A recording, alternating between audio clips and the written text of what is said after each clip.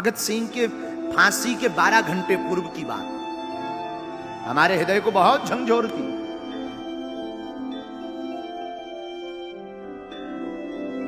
और यह सिंह अद्भुत है। बहादुरी की बात हम आपको इसलिए बता रहे हैं, भगत सिंह की बात, बहादुर हो तो ऐसा हो। जब फांसी की सजा मिली हो, इसके 12 घंटे पहले के आप चरित्र को पढ़ेंगे, कई किताबों ने, कई लेखकों ने लिखे हैं, उसको आप पढ़ेंगे तो आपके रोंगटे खड़े हो जाएंगे। मरने का कोई भय नहीं। सिंह को मानो, ये पिंजरे में जरूर बंद है, पर इस सिंह को किसी का डर नहीं। भगत सिंह के फांसी के 12 घंटे पूर्व की बात हमारे हृदय को बहुत झंझोरती। भारत के वीर सपूत भगत सिंह, इनको जब फांसी की सजा मिली हो, इसके 12 घंटे पहले के आप चरित्र को पढ़ेंगे, कई किताबों ने, कई लेखकों ने लिखे हैं, उसको आप पढ़ेंगे तो आपके रोंगटे खड़े हो जाएंगे। क्या बहादुरी थी। ऐसे ही नहीं हम आपको आजादी मिली है, ऐसे ही नहीं हम स्वतंत्र हैं, इन वीर सपूतों की बहादुरी के कारण ही आजादी मिली। ये कहो तो हम सुनाएं, फिर कथा में प्रवेश करें। इसे वैसे ये सुनने योग्य है, हम आपको सुनाते हैं, फिर कथा की ओर चलेंगे।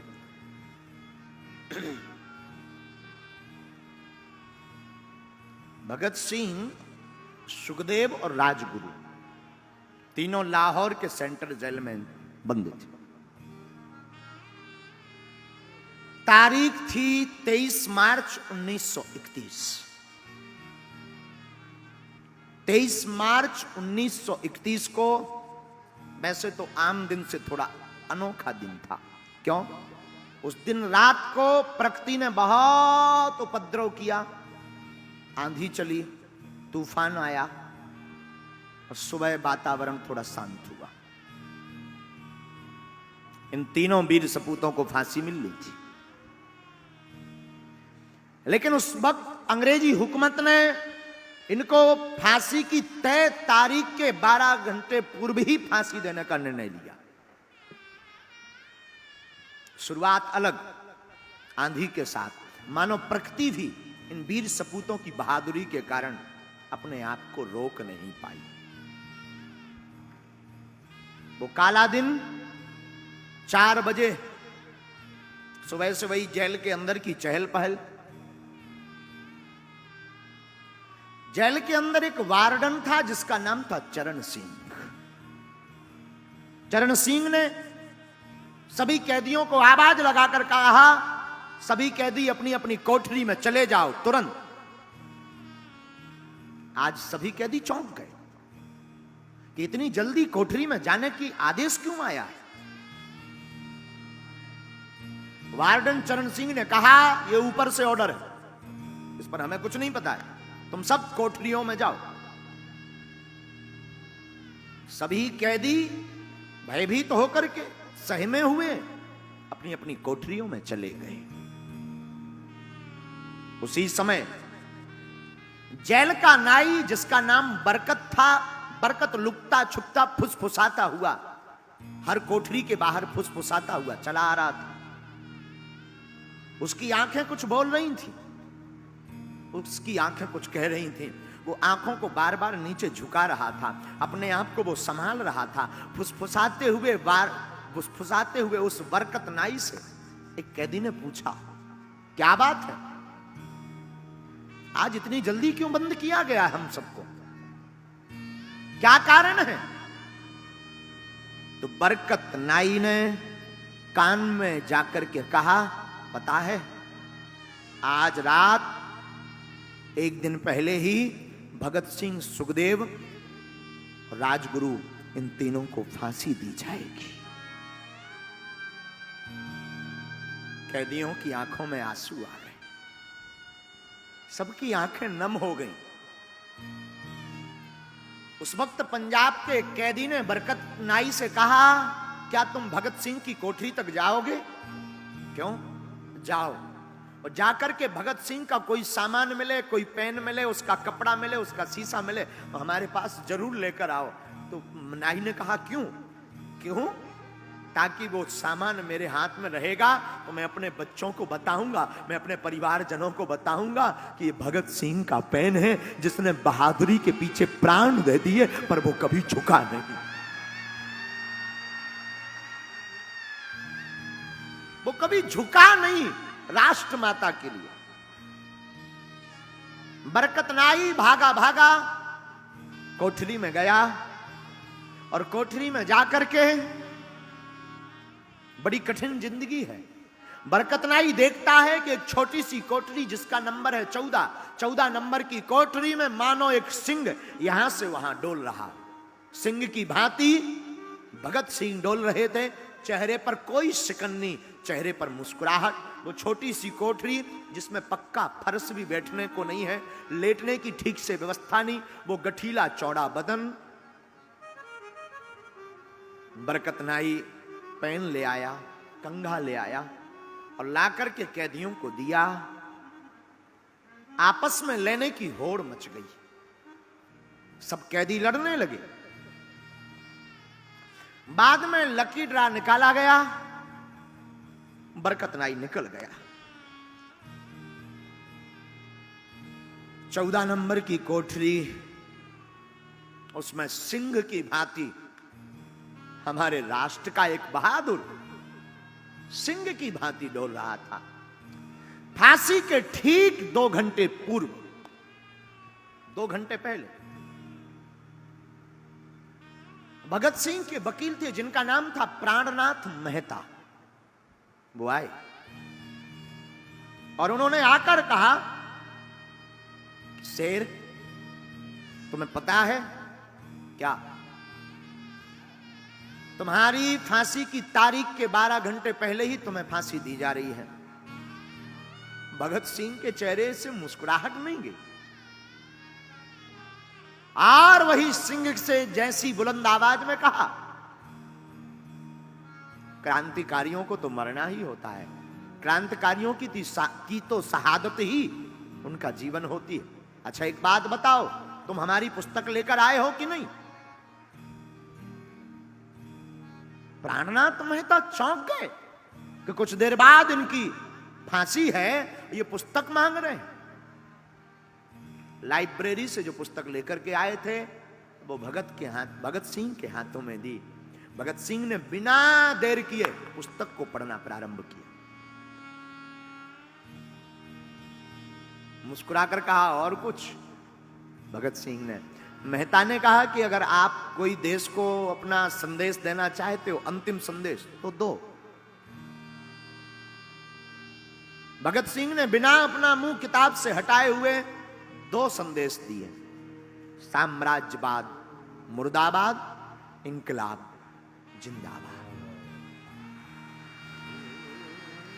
बस इतना कहकर के मानो ने कोई ध्यान ही नहीं, चेहरे पर कोई शिकन नहीं, मरने का कोई भय नहीं। सिंह को मानो ये पिंजरे में जरूर बंद है पर इस सिंह को किसी का डर नहीं। जाते जाते मेहता को देख करके भगत सिंह ने कहा, सुनो, सुभाष चंद्र बोस को मेरा धन्यवाद कह देना, उन्होंने मेरी बहुत मदद की है केस में। तुम जा तो रहे हो, धन्यवाद कह देना। और यह सिंह अद्भुत है। बहादुरी की बात हम आपको इसलिए बता रहे हैं, भगत सिंह की बात, कि बहादुर हो तो ऐसा हो। ये इतने बहादुर थे कि इनकी मां फांसी के पूर्व जब मिलने आई भगत सिंह की, तो मां का हाथ पकड़ करके कहा, मां तू एक वचन दे मुझे। मां ने कहा मां को, बेटा क्या दूं? मां जब मेरी फांसी लगे तो तू मत आना। मां ने कहा क्यों ना आऊं? मां तू मत आना जब मेरी फांसी लगे। तो भगत सिंह की मां कहती आखिर मैं आऊं क्यों ना? भगत सिंह कहता है, मां तू आएगी, मुझे फांसी पर लटकता हुआ देखेगी तो तू रो पड़ेगी, और रो पड़ेगी तो लोग क्या कहेंगे? एक क्रांतिकारी की मां रो रही है, एक क्रांतिकारी की मां कमजोर है, इसलिए तू आना मत। ताकि मैं बता सकूं कि मैं इंकलाब जिंदाबाद का नारा दे सकूं। मां तू मत आना। मां मैं वचन देता हूं, फांसी पर भी मैं चढ़ते चढ़ते इंकलाब जिंदाबाद का नारा ही लगाऊंगा। मैं ये वचन देता हूं, मैं शेर का बालक हूं। मां की आंखें डबडबा गई। भला ऐसा कौन मां होगी जो अपने बेटे की फांसी सुनकर के उसका हृदय ना पिघले। पर धन्य है भगत सिंह की मां। उसने कहा जा बेटे चिंता मत कर, मेरा साथ तेरे साथ है, मैं नहीं आऊंगी अगर इसमें तेरी प्रसन्नता है तो।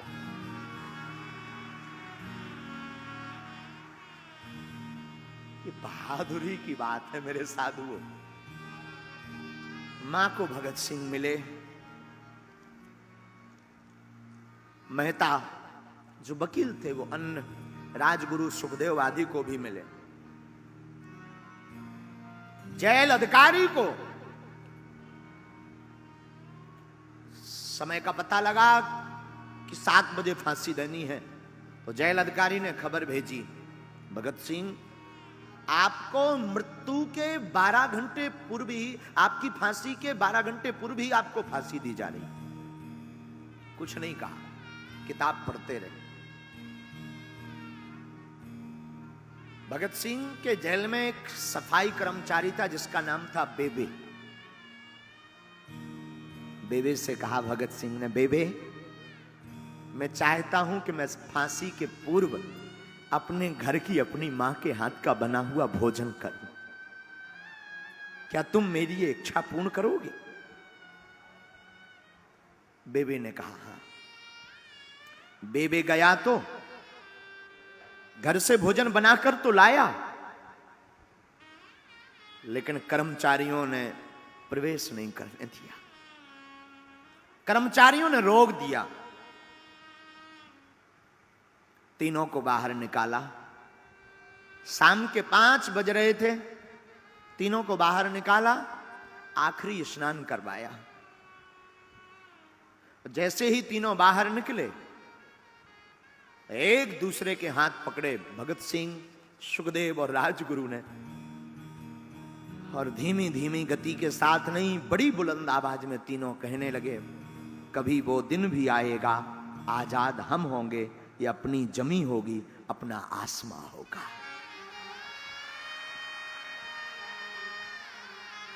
तीनों को फांसी के पूर्व आखिरी स्नान कराया गया।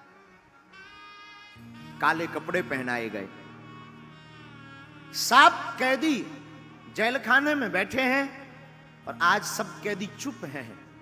सब कैदी बार बार रास्ते की तरफ देख रहे हैं, बार बार चाप की आवाज सुन रहे हैं, बार बार पद कमलों की आवाज देख रहे हैं कि शायद कोई निकले जाते हुए तो हम भगत सिंह को देख लें। तो आज सब कैदी अपनी अपनी कोठरी में तो हैं, पर कोठरी के बाहर खड़े हुए हैं कि यहां से निकलेंगे तो जाते हुए देख लेंगे।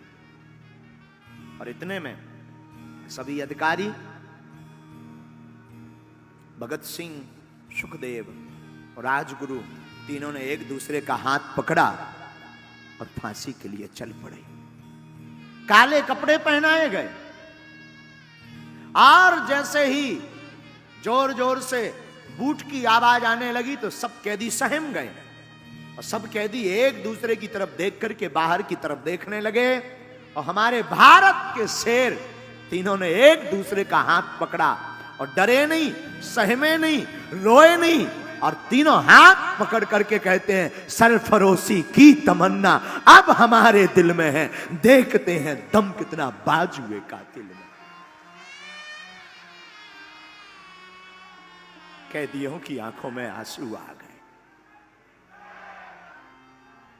कैदियों की आंखों में आंसू आ गए। सब रोने लगे, सबकी आंख भर गई। इंकलाब जिंदाबाद के नारे लगाते तीनों शेर चल पड़े। मां को वचन दिया था तो मां नहीं आई। हमने सुना है कि घर के नजदीक एक, जेल के नजदीक एक मकान था। कहते हैं कि जब भगत सिंह को फांसी लगी तो वो इतना जोर से इंकलाब जिंदाबाद चिल्लाए कि उस घर में वह आवाज गूंज गई थी और दरवाजे खोल करके वो बाहर तक निकले थे। इतना जोर से चिल्लाया कौन?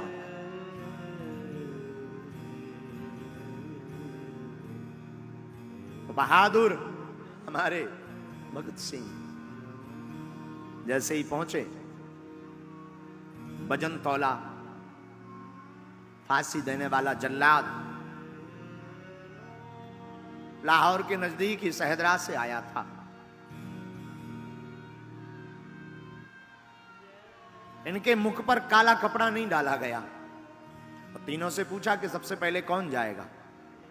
राजगुरु ने आगे बढ़कर के हंसते हंसते फांसी के फंदे को चूम कर गले लगा लिया। बारी बारी से तीनों ने फांसी के फंदे को गले लगा लिया। लेकिन वाहरे बहादुरों न रोए न घबराए, इंकलाब जिंदाबाद कहते हुए भारत माता के लिए अपने प्राणों की आहुति दे दी।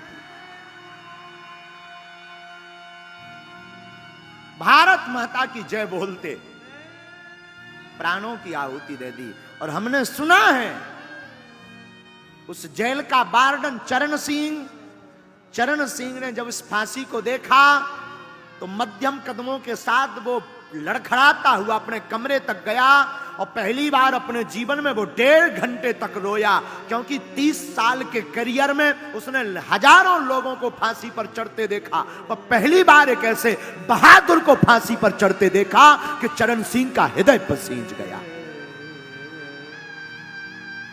पहली बार किसी बहादुर को देखा।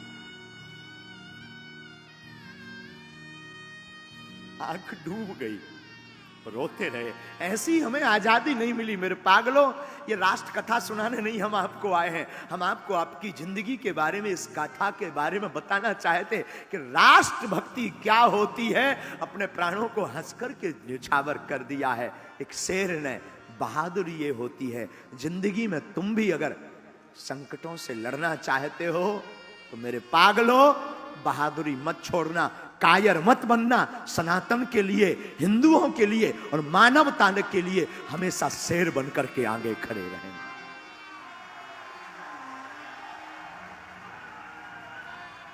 वरना वो दिन दूर नहीं, वरना तुम फिर से गुलाम हो जाओगे। हम दिल्ली में कथा करने तो आए हैं, हम हमेशा बोलते हैं पागलों कथा तो सिर्फ इसलिए कर रहे हैं कि ठाकुर की भक्ति और उनकी याद बनी रहे और तुम भक्त बन जाओ, लेकिन इसलिए भी कर रहे हैं कि हम सब हिंदू एक हों। बहुत जरूरत है। इस भारत को स्वतंत्र करवाने के लिए ऐसे ऐसे वीर सपूतों ने अपने प्राणों को त्यागा है। अब इस अपने इस देश को फिर से गुलाम मत होने देना। राष्ट्रभक्ति से बड़ी कोई भक्ति नहीं है, राष्ट्रभक्ति सर्वोपरि है। इसलिए जातिवाद छोड़ करके हम भी ब्राह्मण के बालक हैं। हम चाहते तो हम भी ब्राह्मणत्व की बातें करते, हम भी किसी ब्राह्मण के बालक हैं, लेकिन हम तुमसे कहना चाहते जातियां बाद में, सबसे पहले हम सब सनातनी हैं।